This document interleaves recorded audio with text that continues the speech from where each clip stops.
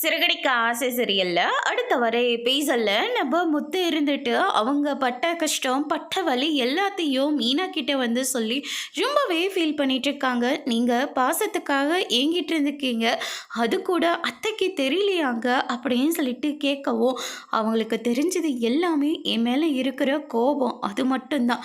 மனோஜ் படிக்கிறான், நல்லா gold medal எல்லாம் வாங்கிட்டு வரான், ஆனால் என்னால் எதுவுமே முடியல.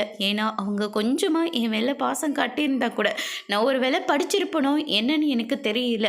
ஆனால் அவன் செஞ்ச தப்பை என் மேலே திருப்பி விட்டான். அவன் என்ன சொன்னாலையும் அப்படியே நம்பினாங்க. நான் செய்யலைன்னு சொல்லி அவ்வளோ தூரம் கண்ணீர் வடித்தேன். ஆனால் எனக்காக அவங்க ஒரு வார்த்தை கூட பேசல. அன்னைக்கு போலீஸ்காரங்க 2 பேர் பிடிச்சிட்டு போகும்போது கூட அவன் எந்த தப்பும் செஞ்சிருக்க மாட்டான், விட்டுடுங்கன்னு ஒரு வார்த்தை கூட சொல்லலை.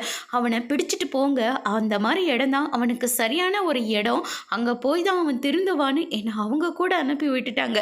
பாட்டியும் அப்பாவும் தான் எனக்கு இப்போ எப்படி நிற்கிறாங்களோ அதே மாதிரி தான் அப்பையும் நின்று எனக்காக போராடினாங்க. ஆனால் அவங்களாலையும் எதுவும் பண்ணவே முடியல அப்படின்னு சொல்லிட்டு முத்து வந்து ரொம்பவே ஃபீல் பண்ணி வந்து சொல்லிட்டு இருக்காங்க. அதுக்கு அடுத்ததாக விஜயா இது எல்லாத்தையுமே கேட்டு ரொம்பவே ஃபீல் பண்ணுறாங்க. அதுக்கு அடுத்த நாள் வந்து பார்த்திங்கன்னா நம்ம விஜயா இருந்துட்டு ஒரு லெட்டர் எழுதி வைக்கிறாங்க. நான் செய்யக்கூடாத ஒரு பாவத்தை செஞ்சுட்டேன், என்னை மன்னிச்சிட முத்து. நான் என்னோட வளர்ப்பு தான் சரி, உங்கள் பாட்டியோட வளர்ப்பு தப்பு, நீ அடிக்கிற முரடன் நினச்சிட்டேன். ஆனால் உண்மையான பாசக்காரனை நீ தான், ஜெயிச்சதும் நீ தான்டா, என்னை மன்னிச்சிடு அப்படின்ற மாதிரி ஒரு லெட்டரை வந்து கொடுக்குறாங்க. அதோட